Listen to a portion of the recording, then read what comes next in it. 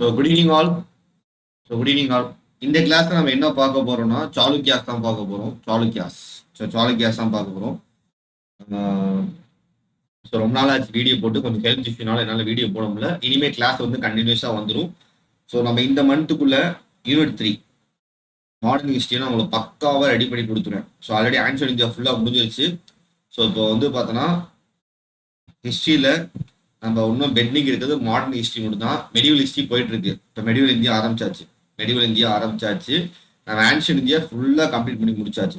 So இந்த மாதம் ரெண்டையுமே கம்ப்ளீட் பண்ணிட்டு உங்களை 10 மார்க் என்ன தேவையோ பக்காவாக ரெடி பண்ணி கொடுத்துறேன். இதை தாண்டி நீ எதுவும் படிக்க வேண்டாம். இதை மட்டும் நீ படித்தாலே போதும். உங்களுக்கு ஃபுல் நோட்ஸ் வந்து பார்த்தோன்னா உங்கள் குரூப்பில் வந்துடும். நீங்கள் டெலிகிராமில் டவுன்லோட் பண்ணி படிச்சுக்கலாம். கிளாஸில் ரெகுலராக வாட்ச் பண்ணுங்க. சரிங்களா? இன்னைக்கு கிளாஸ் வந்து சாளுக்கியாஸ் அப்படின்றவங்க யார் அப்படின்னா, இனிஷியலாக பாருங்க இந்த இடத்த ரூல் பண்ணுவாங்க. ஆக்சுவலாக இவங்க சவுத் இந்தியன் கிங்டம்ஸும் ரொம்ப ஃபேமஸானவங்க. சவுத் இந்தியா ரூல் பண்ண ஒரு மிகச்சிறந்த ஒரு கிங்டம். ஸோ மகாராஷ்டிரா, மத்திய பிரதேச சில பகுதிகள், கர்நாடகா, தெலுங்கானா, ஆந்திர பிரதேஷ், ஸோ இது எல்லாத்தையும் ரூல் பண்ணதான் யாரு? சாளுக்கியாஸ். ஸோ சாளுக்கியாஸ் ரொம்ப ஃபேமஸான டைனாசிட்டி. ஸோ சாளுக்கியாஸ் ஆக்சுவலாக இவங்க வந்து எது கீழே வேலை பார்த்தாங்கன்னா வக்கட்டாஸ்ன்னு சொல்லிட்டு ஒருத்தவங்க இருந்தாங்க. அவங்களுக்கு ஜென்ரல்ஸாக வேலை பார்த்துருப்பாங்க. ஸோ ஜென்ரல்ஸாக வேலை பார்த்துருவோம். வக்கட்டாஸ்ன்னு சொல்லிட்டு ஒரு குப்தா கீழே வேலை பார்த்த ஒரு ராஜ்யம் இருந்திருக்கும். அது கீழே இவங்க ஜென்ரலாக ஒர்க் பண்ணியிருப்பாங்க. ஸோ வக்கடாஸ் ஜென்ரல்ஸ் அந்த வக்கடாஸ்ல ஒரு தளபதி மாதிரி ஒர்க் பண்ணியிருப்பாங்க சாளுக்கியாஸ் இனிஷியலா. அதுக்கப்புறம் பின்னாடி இவங்களே வந்து பார்த்தீங்கன்னா மிகச்சிறந்த ராஜ்யமா எவ்வளோ ஆயிருப்பாங்க. மிகச்சிறந்த ராஜ்யம் எவ்வளோ ஆகி மொத்த சவுத் இந்தியாவையும் சென்ட்ரல் இந்தியாவையும் ரூல் பண்ணியிருப்பாங்க 6th to 12th century வரைக்கும். சரிங்களா? இவங்களோட டாமினேஷன் வந்து எங்க இருந்துச்சுன்னா டெக்கான் ரீஜன் அதிகமா இருந்துச்சு. ஸோ இன்னும் சொல்லலாம் மகாராஷ்டிரா ரீஜன் அதிகமாக இருந்துச்சு. சரிங்களா? ஸோ பார்க்கலாம். ஸோ இங்கே நம்ம ஆல்ரெடி லாஸ்ட் கிளாஸ் ஹர்ஷவர்தனை பார்த்தோம். ஸோ மேப் வரையணும் பாருங்க.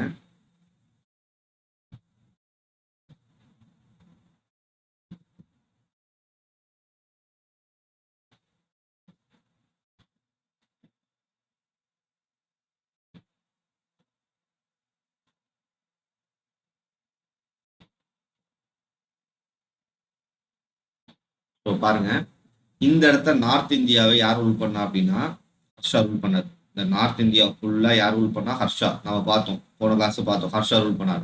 இந்த சவுத் இந்தியா இந்த இடத்த ஃபுல்லா யார் ரூல் பண்ணா? சாளுக்கியாஸ். ஸோ தமிழ்நாட்டை யார் ரூல் பண்ணா? தமிழ்நாடு இந்த சைடு யார் ரூல் பண்ணா? பல்லவாஸ். இந்த மாதிரி 3 பேரு 3 இடத்த டிஃப்ரெண்ட் பிளேசஸ் ரூல் பண்றாங்க. சரியா? நார்த் இந்தியாவை ஹர்ஷாஸ் ரூல் பண்றாங்க. சவுத் இந்தியாவை யார் ரூல் பண்றாங்க? சாளுக்கியாஸ் ரூல் பண்றாங்க. தமிழ்நாடு பல்லவாஸ் ரூல் பண்றாங்க. இவங்களுக்குள்ள சண்டை எப்போதுமே இருந்திருக்கும். இன்னும் சொல்ல போனா சாளுக்கியாஸ் வந்து பார்த்தா ஹர்ஷாவே டிஃபீட் பண்ணியிருப்பாங்க. ஸோ அதெல்லாம் நம்ம பார்த்தோம். ஸோ பார்ப்போம். ஃபர்ஸ்ட் சாளுக்கியாஸ் வந்து இனிஷியலா அவங்க தலைநகர் பதாமியில இருந்தனால அந்த சாளுக்கியாஸை பதாமி சாளுக்கியாஸ் சொல்லுவாங்க. பின்னாடி என்னாச்சா ரெண்டா பிரிஞ்சிச்சு, east and west. So west and east ரெண்டா பிரிஞ்சிச்சு. ஸோ 6th century வந்து 12th century வரையும் இவங்க வந்து சவுத் இந்தியா ரூல் பண்ணியிருப்பாங்க. சரிங்களா? சாளுக்கியாஸ் வந்து பார்த்தா இனிஷியல் அவங்க கேபிட்டல் பதாமி. இது டிபிசி கொஸ்டின். சாளுக்கியாஸோட முதல் தலைநகரம் வந்து பதாமி. சரிங்களா? பதாமி தலைநகரம் தான் இருந்துச்சு. ஸோ பின்னாடி வந்து பார்த்தா சாளுக்கியாஸ் ரெண்டா பிரிகிறாங்க. வெஸ்டர்ன் சாளுக்கியாஸ் ஆஃப் கல்யாணின்ற ஒரு இடத்துக்கு கேபிட்டல் சேஞ்ச் பண்ணிடுவாங்க. இவங்க வந்து பார்த்தோன்னா வெஞ்சி அப்படின்னு ஒரு பிளேஸுக்கு ஆந்திர பிரதேஷ்ல இருக்கு, அந்த பிளேஸ்க்கு போயிடுவாங்க. ஸோ இந்த மாதிரி 2 பிளேஸ்க்கு இவங்க போயிடுவாங்க. சரிங்களா? ஸோ பார்க்கலாம்.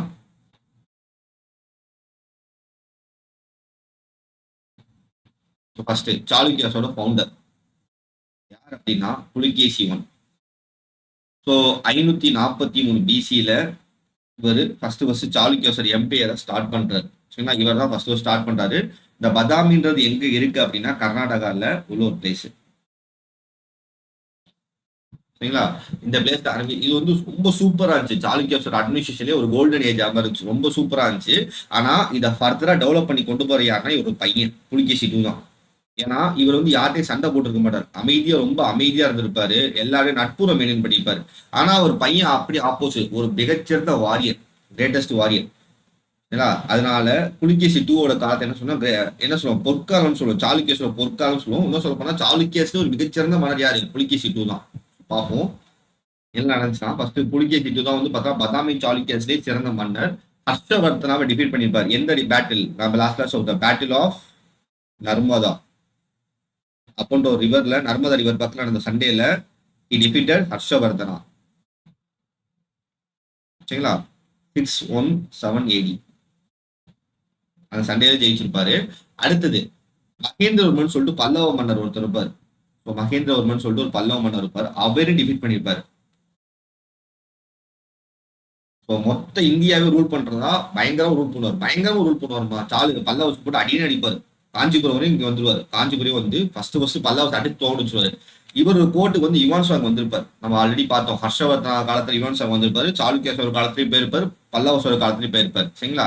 அடுத்தது இவரோட அந்த வெற்றியை இவர் வந்து பார்த்தோன்னா ஹர்ஷாவை டிஃபீட் பண்ணியிருப்பார்ல, அதை வந்து பார்த்தோன்னா ஐகோல் இன்ஸ்கிரிப்ஷன்ல ஒருத்தர் சொல்லியிருப்பார். இது டிஎன்பிசில பல தடவை கேட்ட கொஸ்டின், பிஎஸ்சி கொஸ்டின் நோட் பண்ணிக்கோங்க.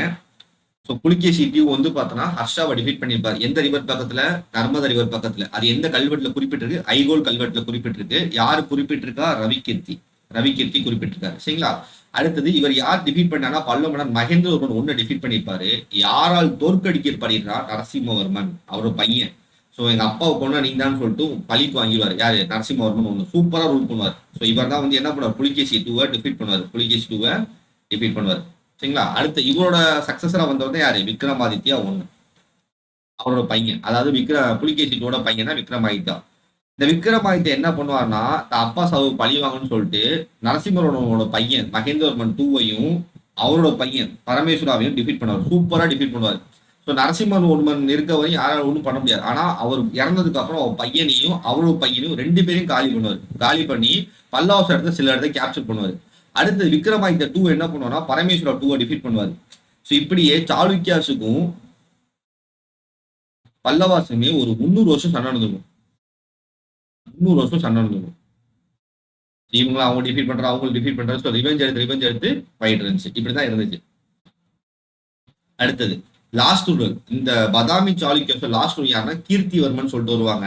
இவர் யார் டிஃபீட் பண்றாங்கன்னா ராஷ்டிரகூட்டாஸ் சேர்த்த ஒரு மன்னரான தண்டி துர்கான்னு சொல்லிட்டு ஒருத்தர். 18BC கொஸ்டின் பா.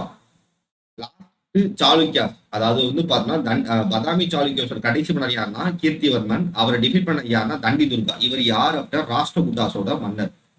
அதாவது வந்து பாத்தீங்கன்னா பிரசன்டே கர்நாடகா. ராஷ்டிரகூட்டாஸோட ஒரு கிங்கு, ஒரு ஃபேமஸான கிங்கு. இவர் தான் என்ன பண்ணியிருப்பாரு? சாளுக்கியாஸை டிஃபீட் பண்ணிட்டு அந்த பதாமி சாளுக்கியாஸை முடிவு கொண்டு வந்திருப்பாரு. ஸோ புரியுதா?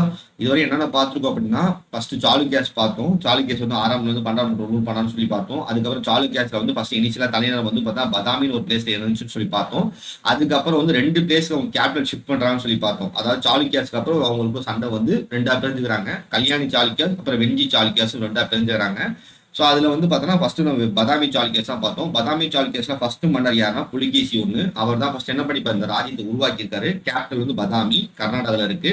இவருக்காக சூப்பரா போயிட்டு இருந்துச்சு, கோல்டன் ஏஜா இருந்துச்சு. அதை சூப்பரா ஒண்ணு கொண்டு போனியாருன்னா புலிகேசி டூ. என்ன பண்ணிருப்பாருன்னா ஹர்ஷாவை டிஃபீட் பண்ணியிருப்பாரு. நார்த்ல வந்து பார்த்தோன்னா ஹர்ஷாவை டிஃபீட் பண்ண பேட்டில் ஆஃப் நர்மதா ரிவர், அந்த ரிவர் பக்கத்துல ஹர்ஷாவை டிஃபீட் பண்ணியிருப்பாரு. அடுத்து வந்து பார்த்தோன்னா பல்லவாசோட மகேந்திரவர்மனை டிஃபீட் பண்ணியிருப்பாரு. இவர் காலத்து யுவான் சாங் வந்திருப்பாரு. இவர் யாரால் தோற்கடிக்கப்படுகிறார்னா மகேந்திரவர்மன் பையன் ஒண்ணு நரசிம்மவர்மனால் தோற்கடிக்கப்படுகிறார். இவருக்கு அப்புறம் வந்து இவர் பையன் வரார். யாருன்னா விக்ரமாதித்யா ஒண்ணு. இவர் வந்து பார்த்தோன்னா தந்தை சாவுக்கு மரணத்துக்கு யார் யாரெல்லாம் காரணம் போதும் 2 பேரும் பழி வாங்குறாரு. மகேந்திரவர்மன் டூவையும் பரமேஸ்வரா ஒன்னையும் டிஃபீட் பண்றாரு. இந்த சண்டை ஒரு 300 வருஷம் அப்படியே போயிட்டு இருக்கு. சாளுக்கியாஸுக்கும் பல்லவாசும் சண்டை போயிட்டே இருக்கு. சரிங்களா? அடுத்தது லாஸ்ட் வர்மன், பதாமி கிங்கோட லாஸ்ட் வர்மன் யாருன்னா கீர்த்திவர்மன். அவர் யார் டிஃபீட் பண்ணா? தண்டி துர்கா. சரிங்களா? அவர் ராஷ்டிரகூட்டா கிங். இவங்க அட்மினிஸ்ட்ரேஷன் ஆக்சுவலா அந்த சாளுக்கியோஸ் அட்மினிஸ்ட்ரேஷன் எல்லாமே மோனார்கி, மன்னராட்சி மேலதான் இருந்துச்சு. மண்டலங்களா பிரிச்சிருந்தாங்க, டிஸ்ட்ரிக்ட்ல விஷயான்னு பிரிச்சிருந்தாங்க. இதுல மகா சம்தா அப்படின்னு சொல்லிட்டு ஒரு அதிகாரி பேர், தண்டநாயக்கான்னு சொல்லிட்டு 2 பேர் வந்து பார்த்தோன்னா ஆஃபீஸர்ஸா இருந்தாங்க. ஸோ இது பெருசா முக்கியம் இல்லை.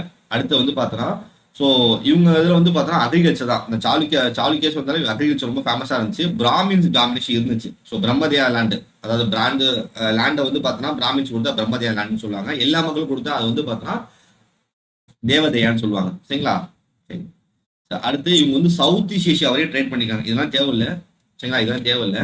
முக்கியமான விஷயம் இது ப்ரீவியஸ் கொஸ்டின், இந்த இதான் ரொம்ப முக்கியம். புலிகேசி டூவோட காலத்துல அவரோட தூதுவரை பாரசீக மன்னரா இடத்துக்கு அமுச்சு வச்சிருப்பாரு. இது டிஎன்பிசி கொஸ்டின்.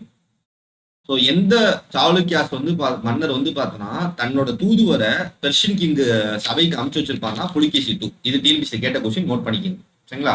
ஸோ சாளுக்கியாஸ்லாம் ஒரு டாபிக் படிக்கணும்னு பார்க்காதீங்க, அதுல இருந்து ப்ரீவியஸ் கொஸ்டின் வந்திருக்கு. சரிங்களா? ஸோ ஸோ எல்லா டாபிக்கும் ரொம்ப முக்கியம் தான், பார்த்து வச்சுக்கோங்க. அடுத்தது சைவிசம், வைஷ்ணவிசம், ஜெயினிசம் மூணுமே இந்த சாளுக்கியஸ் காலத்தில் இருந்திருக்கு. சரிங்களா? அடுத்தது இவங்க சான்ஸ்கிரிட் அண்ட் கன்னட லிட்டரேச்சருக்கு பயங்கரமா சப்போர்ட் பண்ணியிருக்காங்க. சரிங்களா? இவங்க காலத்தில் இதை உருவாச்சு. அடுத்தது பார்ப்போமா? ஸோ ஆர்ட் அண்ட் ஆர்கிடெக்சர் ரொம்ப ரொம்ப முக்கியமான விஷயம். ஸோ குகை கோயில்கள். ஸோ பல்லவாஸோட காலத்துல கோயில்கள் உருவ ஆரம்பிச்சிருக்கும், இவங்க காலத்துல குகை கோயில் உருவ ஆரம்பிச்சிடும். இவங்க காலத்துல என்னன்னா ஐஹோல் கல்வெட்டுன்னு சொல்லிட்டு ஒரு கல்வெட்டு இருக்கும். அதுதான் இந்திய கோயில் கட்டிடக்கலைக்கு தொடக்கம்னு சொல்லுவாங்க. ஸோ ரொம்ப ரொம்ப முக்கியமான விஷயம், ப்ரீவியஸ் கொஸ்டின் நோட் பண்ணிக்கோங்க. ஐஹோல் கல்வெட்டு தான் என்னன்னு சொல்லுவாங்கன்னா இந்திய கோயில் கட்டிடக்கலைக்கு தொடக்கம்னு சொல்லுவாங்க. Cradle of Indian temple architecture சொல்லுவாங்க. சரிங்களா? இது ரொம்ப ரொம்ப முக்கியம், ப்ரீவியஸ் கொஸ்டின் கேட்டது. அடுத்தது படாக்கல்னு சொல்லுவாங்க. இது வந்து யுனெஸ்கோவால அங்கீகரிக்கப்பட்ட ஒரு சயின்ஸ். ஸோ அங்கே நிறைய துர்கா டெம்பிள்லாம் இருக்கும். சரிங்களா? துர்கா டெம்பிள், விருப்பாட்சி டெம்பிள்லாம் இருக்கும். அந்த படாக்கல்லை வச்சு தான் வந்து பார்த்தீங்கன்னா கட்டியிருப்பாங்க. ஸோ ரொம்ப முக்கியமான விஷயம். இது ரெண்டுமே டிஎன்பிஎஸ்சி கொஸ்டின் நோட் பண்ணிக்கோங்க. சரிங்களா? அடுத்தது இவங்க காலத்தில் கன்னட லிட்ரேச்சர் உருவாச்சு. விக்ரமஜுனா விஜயா அப்படின்னு சொல்லிட்டு பம்மான்னு ஒருத்தர் எழுதியிருப்பாரு. அப்புறம் வந்து சான்ஸ்கிரிட் வந்து ரொம்ப சூப்பராக டெவலப் ஆச்சு. இருந்தாலுமே இவங்க காலத்தில் ஜெயின் ஸ்காலர்ஸ் இருந்திருக்காங்க. ஸோ நான் சொன்னேன், ஜெயினிசமும் இருந்திருக்கு, சைவிசமும் இருந்திருக்கு, வைஷ்ணவிசமும் இருந்திருக்கு. ஸோ இது கூட Sanskrit and Kannada literature develop ஆயிருக்கு. இவ்வளவுதான் சொல்ற முக்கியமான பாயிண்ட்ஸ் நோட் பண்ணிட்டே வாங்க, மத்தாலும் ஜஸ்ட் பாத்துங்க. புலிகேசி 2 எப்படி டிக்ளைன் ஆச்சு, சாளுக்கியஸ் எப்படி டிக்ளைன் ஆச்சுன்னா, புலிகேசி 2 வந்து யார் டிஃபீட் பண்றாரு? நரசிம்மவர்மன் டிஃபீட் பண்றாரு. அடுத்து வந்து 8ஆம் நூற்றாண்டுக்கு அப்புறம் தோற்கடிக்கப்படுகிறார்கள். சாளுக்கியஸ் யார் டிஃபீட் பண்ணிட்டு வர்றா? தண்டி துர்கா. பார்த்தோம்ல, தண்டி துர்கான்னு சொல்லிட்டு ஒருத்தர் ராஷ்டிரகூட்டா மன்னர் என்ன பண்றாரு? சாளுக்கியோட கடைசி மன்னனான கீர்த்திவர்மன் 2 டிஃபீட் பண்ணிட்டு வராரு. அடுத்தது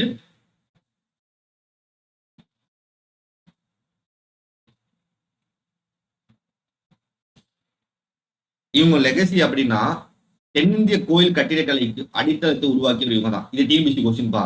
who was pioneer of developing South Indian temple architecture அப்படின்னா ஃபர்ஸ்ட் வந்து சாளுக்கியாஸ், ரெண்டாவது சோலாஸ், மூணாவது வந்து பார்த்தோன்னா ரெண்டாவது பல்லவாஸ், மூணாவது சோலாஸ், நாலாவது பாண்டியஸ். இவங்க தான் சூப்பரா டெவலப் பண்ணியிருப்பாங்க. அடுத்த ராஷ்டிரகூட்டா சொல்லுவாங்க. இவங்க எல்லாம் சேர்ந்து தான் தமிழ்நாடு கட்டிடக்கலை, தென்னிந்தியோட கட்டிடக்கலையை உருவாக்குறவங்க. நிறைய சைட்ஸ் வந்து யுனெஸ்கோவால் அங்கீகரிக்கப்பட்டது. சரிங்களா? இப்போ எக்ஸாம்பிள் நம்ம பல்லவரத்துல வந்து பார்த்தோன்னா மாமல்லபுரத்துல வந்து மகாபலிபுரம் சொல்லிட்டு அது வந்து யுனெஸ்கோ சைடு. அதே மாதிரி வந்து பார்த்தோன்னா அந்த பட்டாக்கல் வந்து பார்த்தோன்னா யுனெஸ்கோ அங்கீகரிப்படுது. இந்த மாதிரி இவங்க வந்து அடித்தளமிட்டது. இவங்களை ஃபாலோ பண்ணா பல்லவர்களும் கட்ட ஆரம்பிச்சிருப்பாங்க. சரிங்களா? அடுத்து வெஸ்டர்ன் சாளுக்கியாஸ். அடுத்து நம்ம பார்த்தோம், வெஸ்டர்ன் சாளுக்கியாஸ் வந்து பார்த்தோன்னா எங்க இருக்குன்னா கர்நாடகாவில் இருக்கு.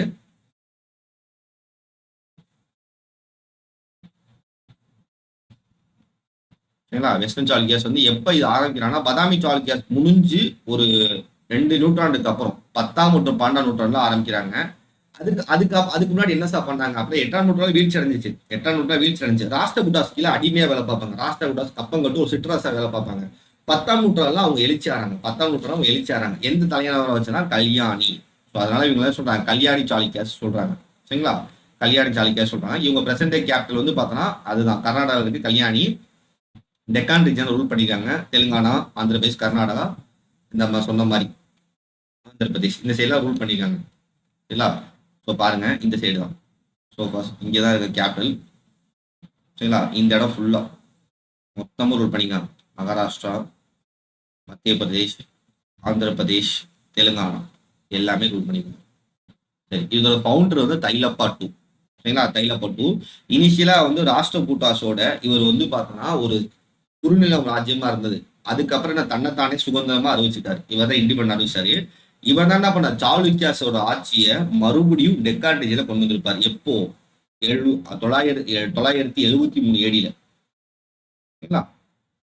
அடுத்தது தைலப்பட்டு என்ன பண்ணிருப்பாருன்னா பரம்பராசுன்னு சொல்லிட்டு ஒருத்தவங்க நார்த் இந்தியாவில் ரூல் பண்ணுவாங்க. ராஷ்டிரகூட்டாசுன்னு சொல்லிட்டு ஒருத்தவங்க நம்மள அடிமையா இருந்தா சொல்லி பார்த்தோம், அவங்க டிஃபீட் பண்ணிப்பாங்க. இவங்க தான் தம்ம வம்சத்தை அழிச்சிருக்கான்னு சொல்லிட்டு இவங்க டிஃபீட் பண்ணுவாங்க. அடுத்தது வந்து பரம்பராசு சொல்லிட்டு வந்து பார்த்தோன்னா குஜராத் சைட் ரூல் பண்ணியிருப்பாங்க. அவங்களே டிஃபீட் பண்ணிடுவாங்க. டிஃபீட் பண்ணிட்டு தைலப்பா என்ன பண்றாரு? மறுபடியும் டெக்கான் ரீஜன்ல தன்னோட ராஜ்யத்தை எக்ஸ்டெண்ட் பண்றாரு. சரியா? அடுத்து சத்யசேரான்னு சொல்லிட்டு ஒருத்தர், இவர் வந்து பார்த்தா சோலாஸோட பயங்கரம் சண்டை போட்டிருப்பாரு. இன்னும் சொல்ல போனா சோலாஸ் சண்டை போட்டு அமைதி ஒப்பந்தம் போட்டிருப்பாரு, பீஸ் சிட்டி போட்டிருப்பாரு. ராஜேந்திர சோழன் நட்புறவு மெயின்டைன் பண்ணிப்பாரு. சரியா? அடுத்து விக்ரமிதா 6. இந்த வெஸ்டர்ன் சாளுக்கியாஸ்ல ஒரு மிகச்சிறந்த மன்னர்னா யாருன்னா இவர் தான். ஸோ கல்யாணி சாளுக்கியாஸ்ல ஒரு மிகச்சிறந்த மன்னர்னா யாருன்னா விக்ரமாதித்யா 6 அப்படின்னு சொல்லுவாங்க. ஸோ இவர் என்ன பண்ணியிருப்பாருன்னா சாளுக்கியாஸ் விக்ரமாயிரான்னு சொல்லி ஸ்டார்ட் பண்ணி எல்லாரும் டிஃபீட் பண்ணுவார். சவுத் இந்தியாவில் யார் யாரெல்லாம் தனக்கு காம்படிஷனாக இருந்தாலும் எல்லாத்தையும் டிஃபீட் பண்ணுவார். ஆக்சுவலாக வந்து இங்கே வந்து சோலாஸ் இருப்பாங்க. ஸோ நீங்கள் மறுபடியும் மேப் வரையணும் பாருங்க.